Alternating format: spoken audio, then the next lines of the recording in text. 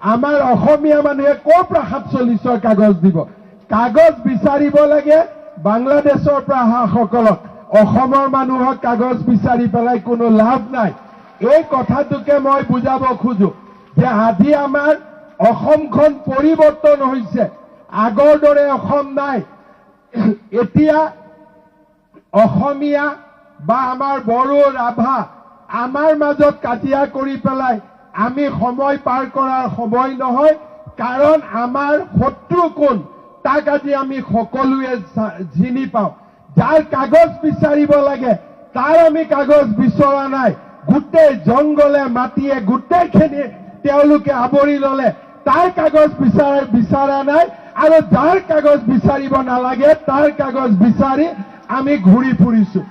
মই এটাই কথা কম, ভাই হিমন্ত বিশ্ব শৰ্মাৰ কাগজ বিচাৰিব নালাগে, বাংলাদেশৰ পৰা অহাজনৰ কাগজ বিচাৰক। কিন্তু আমাৰ ইয়াত উল্টা, বাংলাদেশৰ পৰা অহাজনৰ কাগজ কোনেও বিচৰা নাই, কাগজ বিচাৰি আছে দিলীপ শইকীয়াৰ, পৰমানন্দ ৰাজবংশীৰ কাগজ বিচাৰি আছে। এই কথাটো কাৰো কাৰণে ঠিক নহয়, কাৰণ আমি যদি একেলগে নাথাকো আমাৰ জাতি মাটি ভেটি সকলো নোহোৱা হৈ যাব। যোৱা 4 দিন আগতে মই উৰিয়াম ঘাটলৈ গৈছিলো। 10,000 বিঘা মাটি মানুহে কয় যে মোৰ একো নাই কাৰণে মই ইয়াত আহিছো। তেতিয়া মই এজনক সুধিছিলো যে বাবা তোমাৰ একো নাই, ইয়াত তুমি আহিলা, কিন্তু অসমত মই জন্ম হৈ মোৰে বাবাৰ 20 বিঘা মাটি নাই, তোমাৰ 1000 বিঘা মাটি কেনেকে হল? এই হৈছে অসমৰ পৰিৱেশ। অসমীয়াই শত্ৰু কোন, অসমীয়াই বন্ধু কোন, বড়ো ৰাভা কছাৰী আমাৰ হিন্দীভাষী বঙালীভাষী সকলোৱে আমি বুজিব লাগিব আমাৰ শত্ৰু কোন, আমাৰ বন্ধু কোন।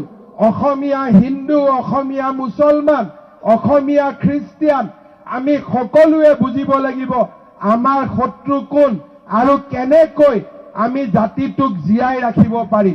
আৰু সেইকাৰণে মই ভাবো যে বিটিআৰতো আমি নতুন চিন্তাৰ জন্ম দিব লাগে, যে যাৰ কাগজ বিচাৰিব লাগে তাৰ কাগজ বিচাৰিব লাগে, যাৰ কাগজ বিচাৰিব নালাগে তাৰ কাগজ বিচাৰি সময় নষ্ট কৰাৰ প্ৰয়োজন নাই।